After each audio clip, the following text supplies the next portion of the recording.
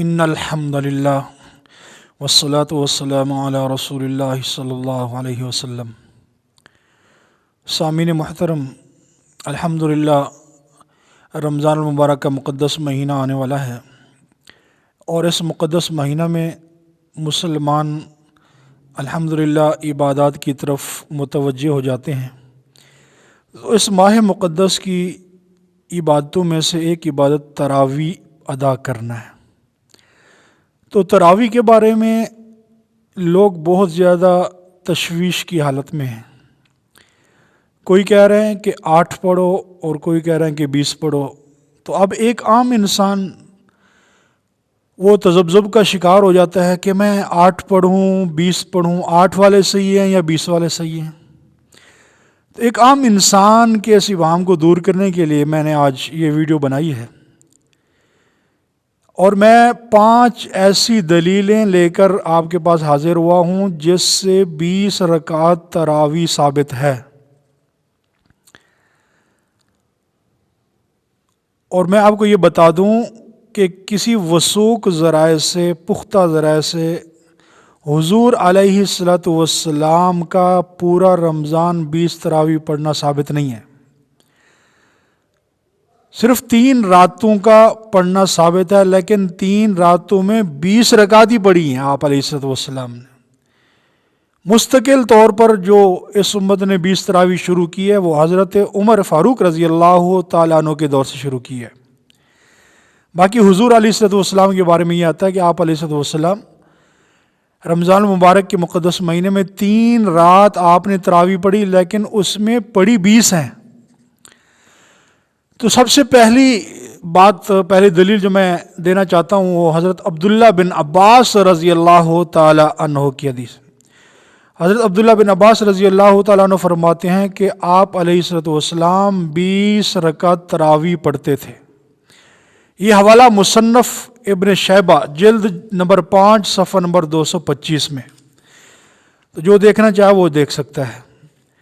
ایک دلیل یہ، اور دوسری دلیل حضرت جابر بن عبداللہ رضی اللہ تعالیٰ عنہ فرماتے ہیں کہ رمضان کی ایک رات آپ علیہ السلام تشریف لائے اور لوگوں کو آپ علیہ السلام نے 4 رکعت فرض، 20 رکعت تراویح اور 3 وتر پڑھائے۔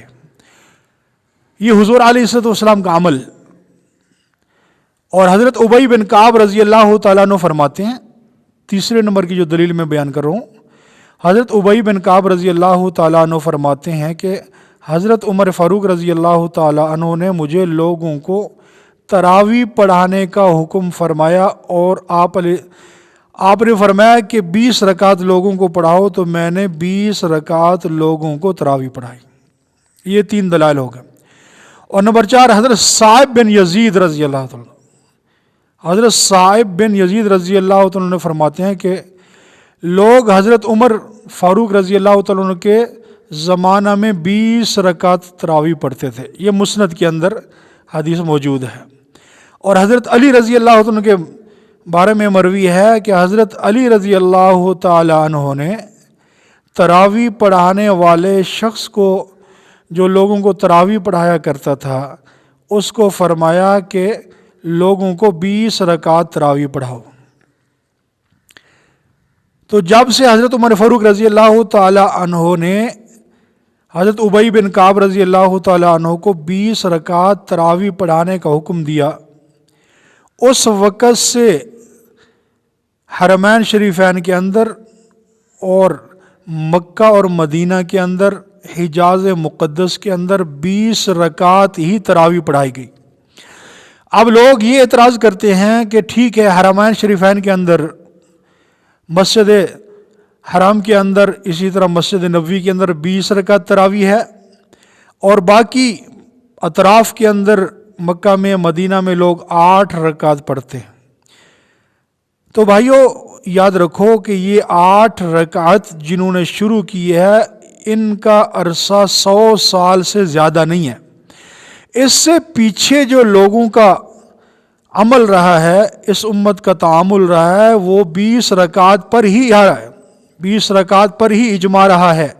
یہ 8 والے ابھی شروع ہوئے ہیں، اس لیے اس ابہام میں نہ رہیں، اس شبوں میں نہ رہیں کہ حضور علیہ الصلوۃ والسلام کی سنت 8 رکعت پڑھنے میں ہے، نہیں، بلکہ حضور علیہ الصلوۃ والسلام نے کیا فرمایا کہ میرے بعد میرے خلفائے راشدین کا اتباع کرنا، اصحابی کالنجوم فبأیہم اقتدیتم اہتدیتم، اللہ کے محبوب نے فرمایا کہ میرے صحابہ ستاروں کی مانند ہیں، تم کسی ایک کے پیچھے چلو گے تو راہ ہدایت کو پالو گے۔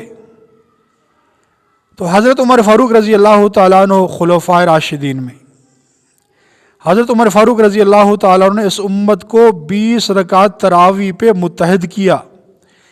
حضرت عمر فاروق رضی اللہ تعالیٰ عنہ نے 20 رکعت لوگوں سے تراویح پڑھائی۔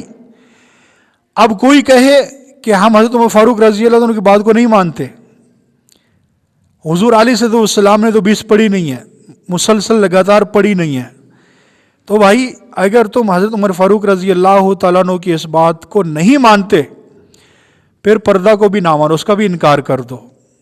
کیوں؟ پردہ جو فرض ہوا تھا وہ کس کی منشا پر، وہ کس کی چاہت پر؟ وہ حضرت عمر فاروق رضی اللہ تعالیٰ عنہ کی خواہش پر، کہ جب فرمایا کہ میرا دل یہ کرتا ہے کہ امہات المومنین اسی طرح عام مسلمانوں کی عورتیں جب باہر نکلیں تو پردہ کیا کریں، تو اللہ جل شانہ حضرت عمر فاروق رضی اللہ تعالیٰ عنہ کی اس خواہش کو پورا کیا اور اللہ نے پردے کا حکم نازل فرما دیا۔ تو اگر 20 کو نہیں مانتے تو پھر پردے کو بھی نہ مانو۔ اب دیکھو مرزا جہلمی کے دلائل بھی دیکھو، اور اسی طرح اور حضرات علماء دیوبند کے دلائل بھی دیکھو، خود فیصلہ کرو کہ ہمیں 20 رکعت پڑھنی ہے یا 8 پڑھنی ہے۔ اس لیے خدا را ان لوگوں کی باتوں میں نہ جاؤ، اور 20 رکعت تراویح یہ امت کا اجتہاد ہے، تعامل امت رائے، اس لیے پوری 20 رکعت نماز تراویح مستقل طور پر ادا کرو۔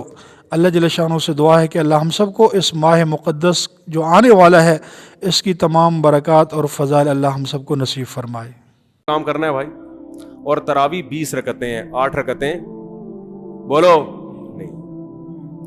حضرت عمر سے 2 روایتیں، ایک 8 والی اور ایک 20 والی، کہ حضرت عمر نے کتنی دیکھو نبی صلی اللہ علیہ وسلم نے تراویح کی کتنی رکعتیں پڑھی ہیں، کوئی بے غبار حدیث میں ہمیں اس کا تذکرہ نہیں ملتا، بس اتنا ہے کہ 3 دن پڑھی ہے، بس کتنی پڑھی ہے ہمیں نہیں پتا۔ یہ ہمیں حضرت عمر کے عمل سے پتا چلتا ہے، کیونکہ حضرت عمر بدعتی بولو نہیں ہو سکتے، کیونکہ انہوں نے جب جماعت سے 20 رکعتیں پڑھائی ہیں حضرت عمر نے، تو اس کا مطلب نبی نے ان 3 دن میں کتنی پڑھی تھی۔ اور ایک ضعیف روایت میں اس کا تذکرہ بھی ہے کہ نبی نے 20 رکعتیں پڑھی ہیں، تو ضعیف روایت کی تائید جب خلفائے راشدین کے عمل سے ہو گئی تو وہ ضعیف بھی عملاً کیا بن گئی؟ صحیح بن گئی ہے وہ۔ تو حضرت عمر سے 2 ہیں، 8 بھی اور 20 بھی۔ رات کا قیام 2 رکھتے ہیں، 2 کر کے، اور آخر میں 1 رکعت پڑھو، یہ تمہاری پوری نماز کو وتر کر دے گی۔ آخر میں 1 وتر پڑھو، پوری نماز کو طاق کر دے گی۔ عربی زبان میں وتر کہتے ہیں آڈ کو، طاق کو۔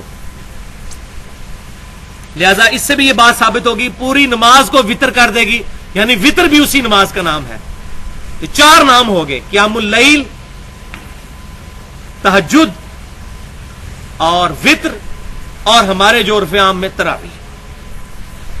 چوتھی حدیث بھائیو، یہ زبردست حدیث، نبی صلی اللہ علیہ وسلم نے فرمایا قیام اللیل کیا کرو، یہ تم سے پہلے صالحین کی روش ہے، یہ تمہارے رب کے قرب کا ذریعہ ہے، یہ تمہارے گناہوں کے معاف ہونے کا ذریعہ ہے، اور یہ تمہارے گناہوں سے باز رہنے کا ذریعہ ہے۔ 4 باتیں قیام اللیل کیا کرو، رمضان کے علاوہ بھی، پورے رمضان کے علاوہ بھی پورا سال۔